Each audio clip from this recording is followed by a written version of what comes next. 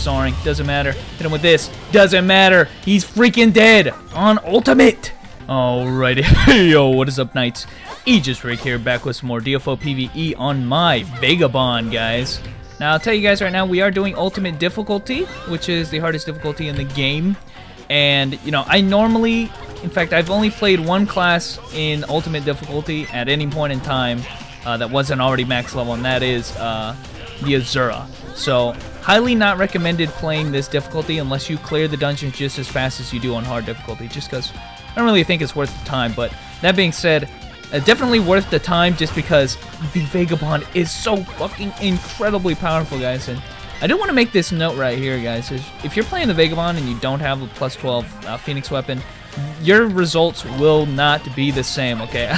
In fact, I just did the previous dungeon just as a test, you know. How strong is this class without a really powerful weapon? And I gotta say, it was really underwhelming. I could not possibly do this difficulty without having the powerful Phoenix weapon right now. But, guys, that being said, we do have the Phoenix weapon, and it is proving the absolute strength of this percentage-based class, guys, because it is just decimating ultimate difficulty, just as if it were on hard difficulty, and it's just crazy. So, you know, you don't often get that. But, guys, as you guys can see, we are actually level 16. We're going to be doing full clears just because I'm actually out of FP. So, I actually don't like this dungeon that much just because they have this gimmick here, and I don't like worrying about it, but we'll bring it along with us in our ass-kicking spree, guys.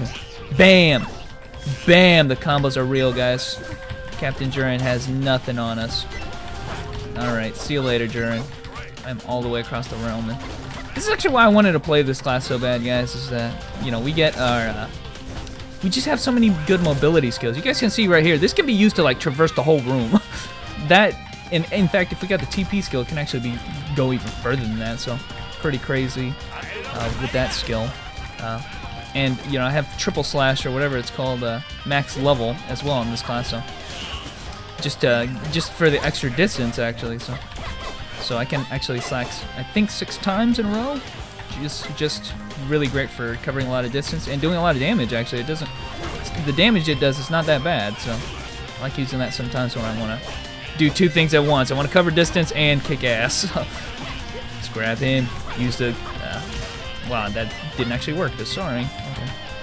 But you guys can see I'm actually picking up still the Phoenix feathers, and I think it's actually a good idea to pick those up because after you complete the event, like I already have, the feathers can have an alternate use, and that is, at least when the event is over, you can use them to give you a fire increase, damage increase buff, and you can actually see all of our damage does explosive damage, and I believe it actually does increase damage as well, like a lot. So something please don't go in the boss room, okay. Something I would definitely recommend, so. And that is the speed I'm looking for, guys. Oh shit, too much speed, guys. Too fast, gotta go fast, but not too fast. And one of my favorite skills on this class. Same with soaring. Everybody will agree that soaring is just freaking nuts. I'm not really feeling that skill, but maybe once we get the TP skill. And I can't believe, actually, we're level 60. I forgot to use my new skill. It's called Raging Palm or something like that. Palm Blast is literally you shoot a palm out. In terms of damage, it actually isn't, I feel it's underwhelming, but it is just one of those high deep skills. Like, for instance, my oppressive pressure right there does much more damage, but at the same time, the utility of it, you know, having the Palm Blast just shoot out there, relatively local, 33 seconds, so not something that you're going to be spamming a lot, but at least it does okay damage. Yeah? I could actually, well, never mind, I guess. This guy would be much harder. I fought this boss without a good weapon, guys, and he was much harder than what I'm gonna make. I'm gonna make short work of him, honestly. Just keep using the same couple combos, and that's all you need to do, really. I'm actually gonna try to use my 45 on him, and I was actually kind of far away from him to do that. Hit him with the soaring, doesn't matter. Hit him with this, doesn't matter. He's freaking dead on ultimate. His bars just melted, man. I gotta keep reminding you that we're doing ultimate because it doesn't seem like it, right? And that's kind of the beauty. That is the true beauty of having a plus 12 weapon, guys. But we're gonna go ahead and do the next dungeon, guys. We're gonna full clear it. Alrighty, guys. Next dungeon that we're gonna be doing is the Ghent battlefield, again on ultimate difficulty. And this is actually a pretty good dungeon that we're doing full clear because there's a feat in the title book. Actually, if we complete this, we'll actually get our level 60 title book upgrade, which is always good. If you guys don't really know about that feature, it's not something that you can really ignore. You get a lot of stats out of it, so I'll take a look at that in a second here. But yep, this is going to be the last one for that, and again, ultimate difficulty, no problem. But if you look at the title book, actually, and you look at the normal tab, you actually get bonuses for the titles that you get. And so the last one for the 61 that I haven't gotten yet is the AT5T license. And if we can get all of these for level 50 and 60, we get a title book upgrade, which will give us extra stats. This one gives us 150. You see the stats right there: move speed, attack speed. The last one gave us, other stats as well. So these are kinds of feats that you want to do for the sheer fact that you just get extra stats that you wouldn't get otherwise. So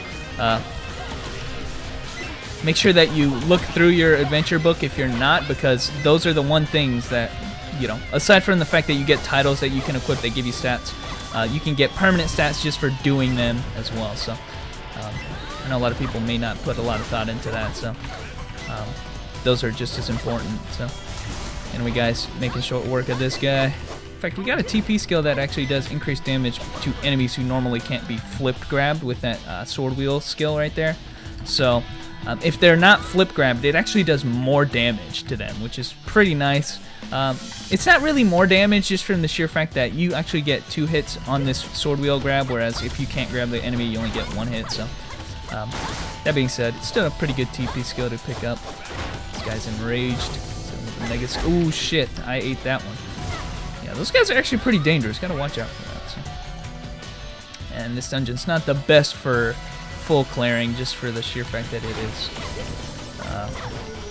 kind of annoying. You gotta do a lot of backtracking, but this guy's really dangerous. You gotta watch out for his shit.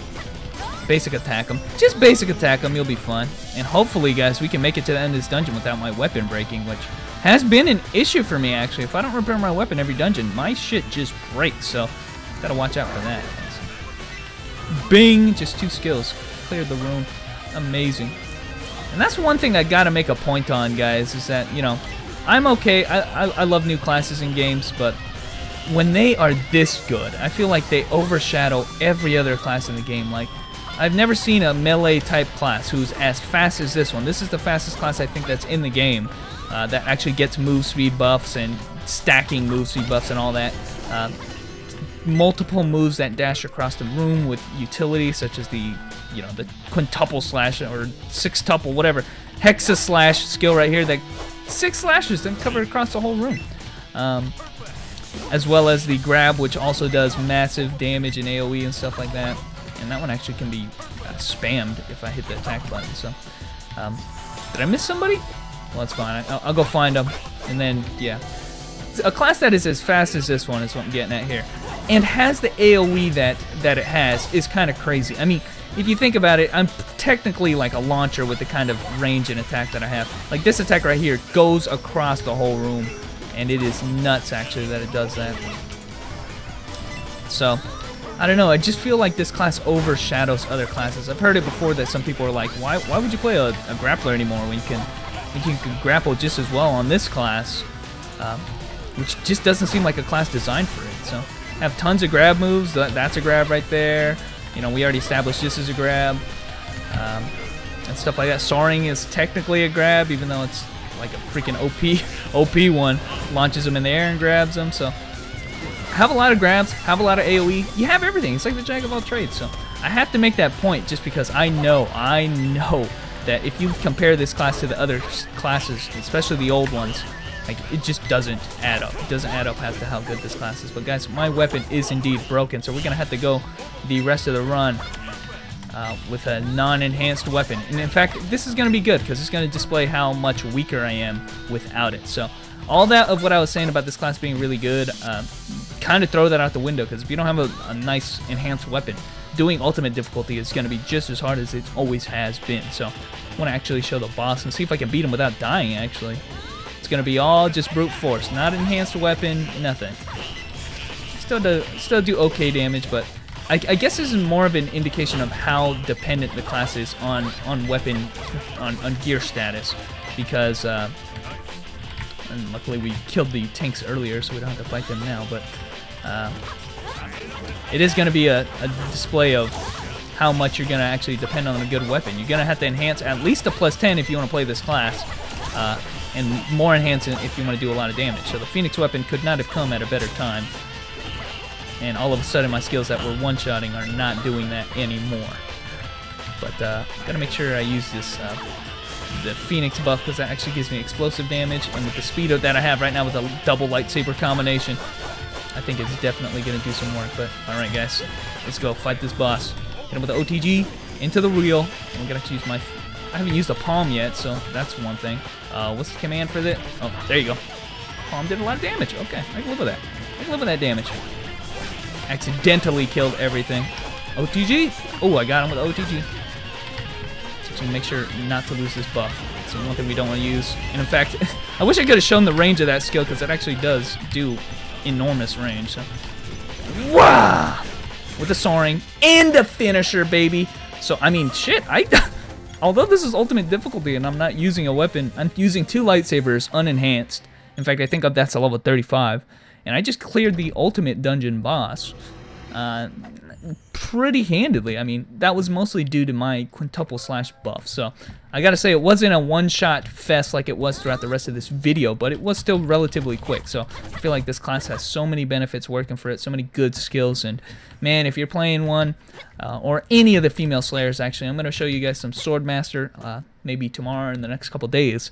You know, you get much of the same story, guys. So anyway, guys, thanks for watching. Hope I was able to show off some of the content without the Phoenix weapon, but I'm gonna be happy to go put that back on. But anyway, guys, thanks for watching, and I will catch you knights later.